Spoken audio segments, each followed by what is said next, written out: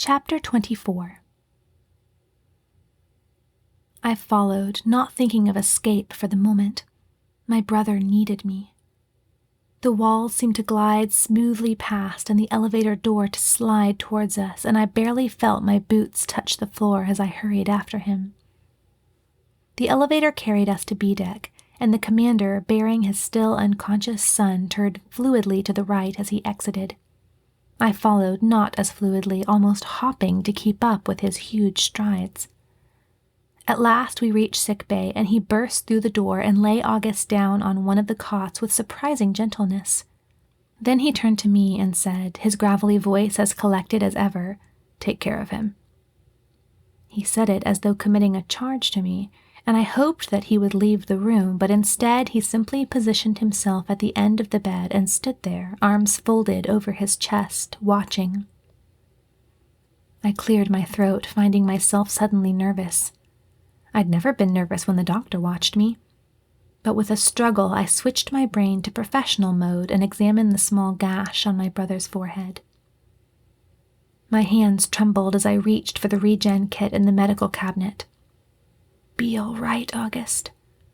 If I had gone to sickbay to meet him like I was supposed to. We could be winning right now. August could be fine. We could all be safe. The doctor could be all right. Stop thinking. Just work. With a great effort of will, I blotted out my fears and set to work, healing August's cut and getting his blood pressure back up. Commander Howitz only watched, silently from the corner, his arms crossed over his chest. I tried to forget he was there, but he was still fuzzily impressed on some corner of my brain as I worked, like a little gray cloud in a clear, cold sky. Other than the subtle consciousness of his presence, I knew nothing except the necessity of healing. The steady slowing of my brother's pulse and breath rate, the slow regeneration of skin as the drug worked on the wound. After 20 minutes of work, his eyelids fluttered open. I hadn't expected him to recover quite that soon, and I found myself staring into his eyes as the glaze cleared and he focused on my face. Where? He began. I took his hand in mine as his father interrupted. They're in the brig now, August. You don't have to worry anymore. August didn't take his eyes off mine, but his fingers squeezed softly. I heard a noise from behind and turned to see the commander rising and walking towards the cot. I think this is the first time we've all been together, alone. I dropped my gaze and just looked at August's pale hand resting cold in mine. What he would have said next, I don't know. His wristcom beeped before he could say anything. Commander Howitz, the Alacrity 1 is closing to 1,000 AUs. Keep up elusive maneuvers, he growled into the speaker. But sir, there's more. Our scopes just detected a transport from the cruiser Comet 3 following the Alacrity 1. My heart leapt. Crash was on his way, and he was bringing reinforcements. I'll be right there. Switching off the comm, the commander turned to us, his heavy brows furrowed. Stay here. I'll be back when I've dealt with those imbeciles. Dealt with them? I cried after him. He called over his shoulder. If he takes a hint, I won't kill him. I believed him and half hoped Crash would take a hint. At the same time, I knew he wouldn't. The commander spent a moment at the locking panel by the door and then left, sealing the door behind him. I knew him too well to think he'd assume we'd stay there without being forced, but still I checked the door. Locked, and no DNA clearance on this one. My code didn't let me through either. He'd overridden everything. We can still save his life. I didn't need to ask who August meant, and the thought made my heart sink through the floor. His life? What life? He'll never be able to work again? Nothing will ever be the same. He had pushed himself up into a half-sitting position, his elbows resting on the soft cot. No, it won't. I sat on the floor feeling like I should cry. It was no use. My eyes were dry, drier than I could ever remember them being. I felt nothing. I'd lost everything. You're a Christian, aren't you? He half stated, rather timidly. Yes. There was a moment's silence. Are you? I don't know. I suppose so. But after Mom died and you disappeared, I just...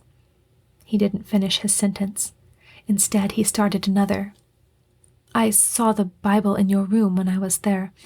It was the first conventional book I'd seen on board, and when I walked over there, I read the title. There's at least one more conventional book on board, I said, still feeling numb and heavy. He looked at me quizzically. It's just like mine, I said. It's the doctor's. You are lucky you had him. I may not care much for what God did to us, but Dad outright hates him.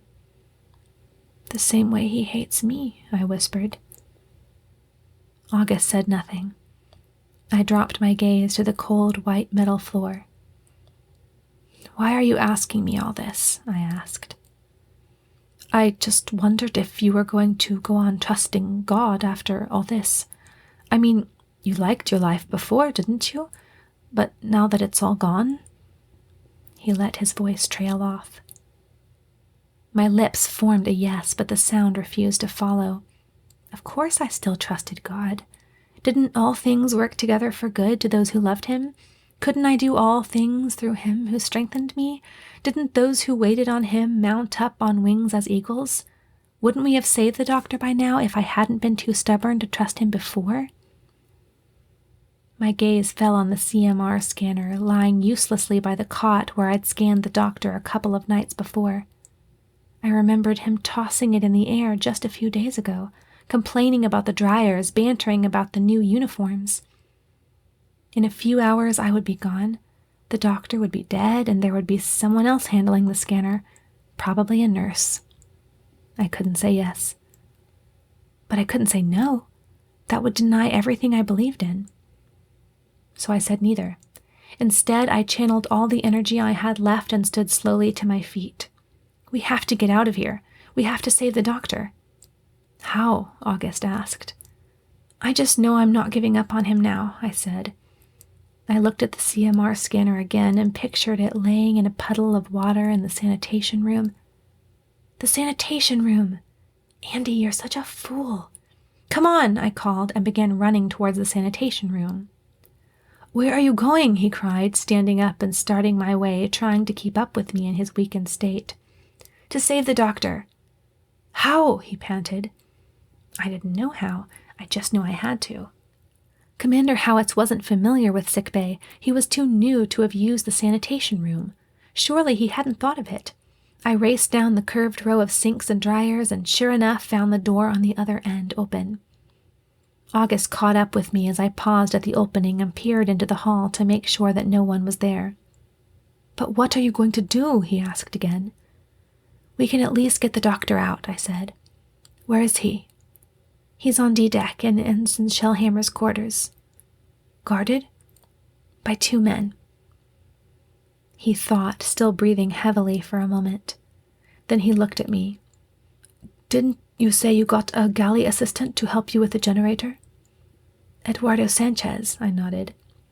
And is he working there now? I think so. He thought for another moment, then spoke rapidly. Most people don't know that I'm not in on this with my dad. Most people probably don't know the galley workers either. If we pretend to be a relief guard and send them to rest... Yes, I cried. I'll find some way to get the machine if you'll tell me what it looks like. It's the black rectangular one, with a big gauge on the right and a silver switch, and lots of dials. I remember it, I nodded. I'll bring it to you. In the hold. We'll be able to hide there. Hide in the provision section, I suggested. Someone might see you if you hide in recycling. I'll be there.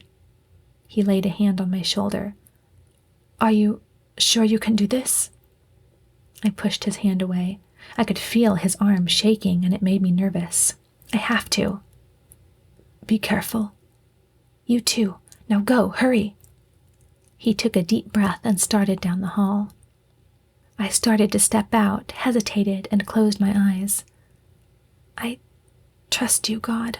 I do. I do. Just please, please let this work.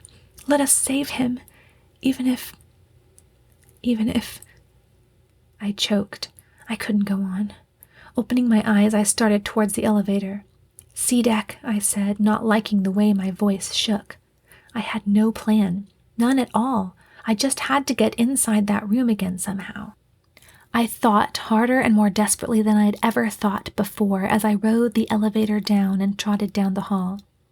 If I was lucky, I'd have the machine and be down in the hold before Commander Howitz even found that I'd left sickbay.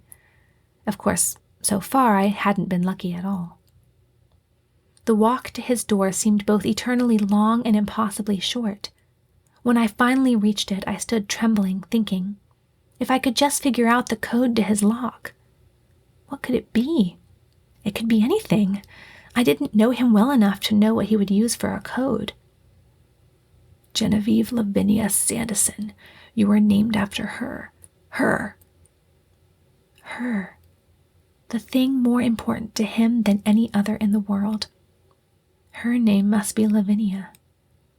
My fingers shaking so that they were almost uncontrollable, I turned on the keypad screen and typed in Lavinia. An ugly beep sounded and red letters flashed. Incorrect. I stepped back. It had been a good try, but not good enough. Lavinia. Sarah. Sarah and Lavinia. Lavinia? What are you doing here? Where's Sarah? Was that who the doctor had mistaken me for when I visited him last night? Sarah was my sister. You were her best friend. She had blonde hair and blue eyes. The final piece of the puzzle fell into place. My mother and Crash's mother had been best friends. It suddenly made perfect sense. She would have grown up in the same town with the doctor's family. She would have watched him postpone college and career to take care of his little sister after his parents died. She would have known all about his devotion, his dedication, and his faith. Who better to trust her daughter with? There you are.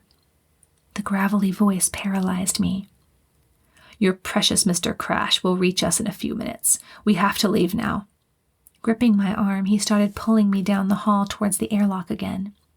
But, I gasped, too shocked to do anything but run with him. You don't have access. I finally managed to override it. August, I cried. He'll have to come later. I planted myself on the floor as best I could. Please, let me save the doctor. I'll go with you. I'll do anything you want. Just... We don't have time, he growled, and with a wrench he pulled me along again. I wasn't going, not when the doctor was still in danger.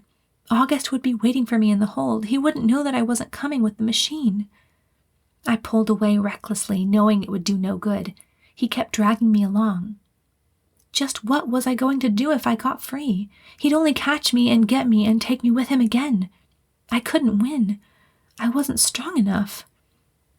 No, I wasn't. But... Taking only a second to plan, I stumbled forward and cried out, jerking him off balance for a moment. He let go of my arm for an instant, trying to right himself, and I ducked down, spun around, and started running. Stop, he yelled. I kept running for all I was worth. I hadn't known my legs could move so fast, but I ran, hearing the pounding of his boots behind me. I had only a couple of yards on him, not enough to make it into the elevator before he could stop me. I ran past the elevator and into the lounge, vaulting over the back of a couch and nearly collapsing when I dropped behind it, but I managed to keep going. In the back corner was the emergency pole, and I grabbed it, positioning my feet at the brim of the hole that led down to other levels. I'd never tried this before. For half a second I hesitated, then I heard him bump into a small table and grunt. I jumped into the hole, grabbing the pole with both hands.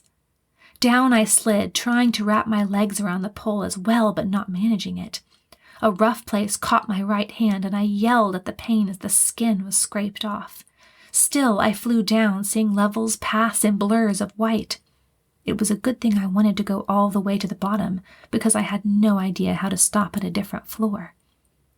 Before I'd even had time to take it in, I landed, my feet meeting the floor with an impact that shook my skeleton from tarsal bones to skull. Trying to think straight, I let go of the pole and threw myself backward so that I landed on my back on the floor. A spasm of pain shot up my neck, but I stood anyway, my knees feeling like jelly, and wobbled away from the pole. I was in the brig, just where I'd wanted to be.